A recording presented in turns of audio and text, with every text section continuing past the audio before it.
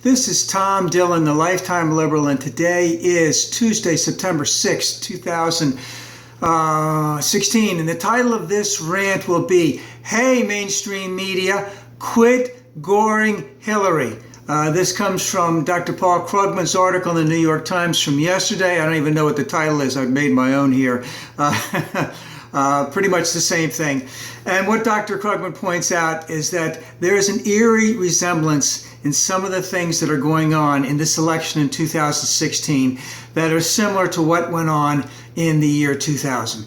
In the year 2000, we knew that George Bush's policies were full of crap, that they didn't make up, that they didn't add up at all. They were dishonest. So I'm especially talking about his tax policies. His tax policy said that tax cuts would pay for themselves, and because Clinton had established such a large surplus, he was going to give tax relief. Remember, that was a framed idea. Taxes bad, relief good. He's going to be the one who's going to be the good guy and give tax relief. But he didn't point out, or he did point out, and of course the media didn't pick up on this or wouldn't pick up on this, that tax relief would all go to the rich. And remember, Gore and Clinton had talked about putting a lockbox on Social Security to preserve it for as far as the eye could see. And what did Bush do when he got in? He raided the damn thing, and spent all the money on the wars that he didn't even pay for, so to speak. So Gore's policies added up. Gore pointed out that Bush's policies didn't make any sense whatsoever. All right, and guess what happened? The mainstream media basically made it a campaign about personalities, whereas Bush was the compassionate conservative, a complete oxymoron, and no one bothered to point that out that much. All right, that he was such a likable guy that you could actually have a beer with him, though he hadn't had a drink in over 10 years because he had his own problems with alcohol, so to speak.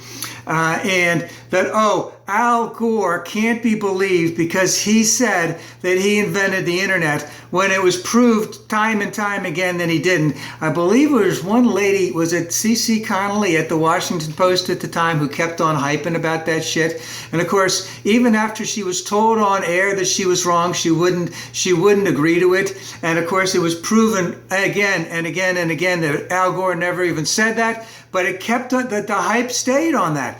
So that was about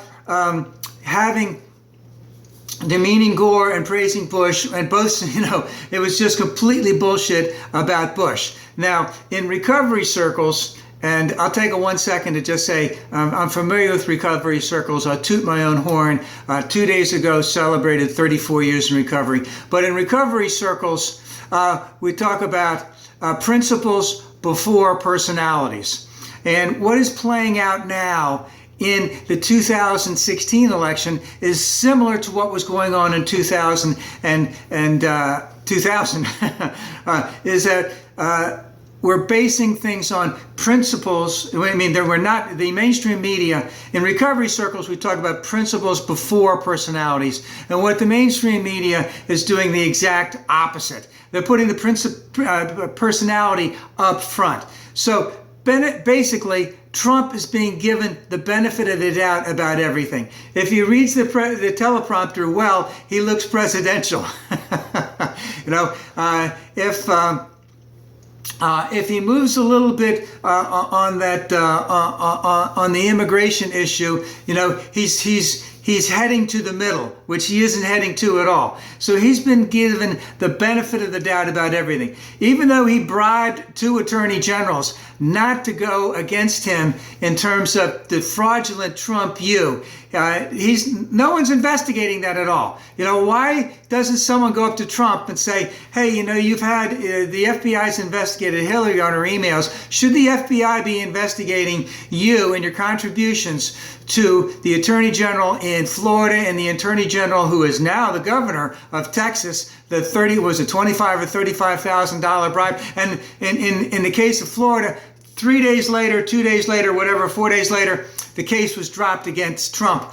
for Trump U. So what we basically have here, again, it's personalities. Hillary, she's just not likable. She's just not trustworthy. And of course, this has been going on for the last 25 years, where the right-wing scheme machine, has been going after her day in and day out. Now, in terms of especially in terms of the Clinton Foundation, now we've known for a long time that the Clinton Foundation does a lot of good. It raises a lot of money. It raises it from all over the world, and it does things to help people in need. In fact, they've gotten a rating of A by Charity Watch. But every little thing about that foundation is being scrutinized, whereas the Trump Foundation, where he basically says, I'm going to give this amount here, I'm going to give this amount here, I'm going to give this amount here, and he hasn't done it. So for the last 10 or 15 years, someone from the Washington Post investigated Trump's charities for the last 10 or 15 years and basically found out he only gave like $10,000. And he looked all over the place for him. All right. And of course, has anyone really picked up on that and asked him, how come you haven't done this? How come you haven't done this? So basically what I see is the mainstream media parroting the right-wing talking points. Now remember, what is it, Judicial Watcher, who's ever going after Hillary, they've been going after Hillary for the last 15 years. They're going into the minutia, and of course, again, we see another instance where more emails have been let out in reference to her email things, and nothing is proving that there was anything that was going on there. Nothing is proving that there was anything going on with the Clinton Foundation. Now, of course, in every big organization, if you dig deep enough, things aren't going right perfectly at all organizations at any point in time. There's always slippery stuff going on in there, all right? But what the premise of why there is the Clinton Foundation is to do good throughout the world. It seems as if the premise for the Trump Foundation is to claim that you're giving money to charity and then not giving money to charity. And then if you raise any money in the meantime, you keep it in your own pocket. And of course, all the mainstream media seems to be doing is parroting their right-wing talking points. When are we going to get the mainstream media looking in depth as to Trump U and asking Trump day after day after day, why don't you, let's see what you said in that closed door hearing. Let's see your tax returns to see what you might be hiding.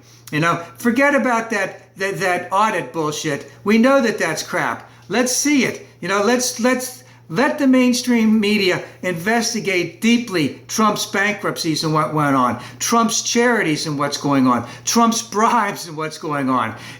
Go after Trump, as relentlessly as you have been going after Hillary. Don't play the both sides do it. Go after him. Go after him hard. Go after him starting today, and get in there before these debates come in so that those questions, again, will have to be asked because he is not responding to them. And all of this bullshit about Hillary this and Hillary that, go after Trump. Go after him.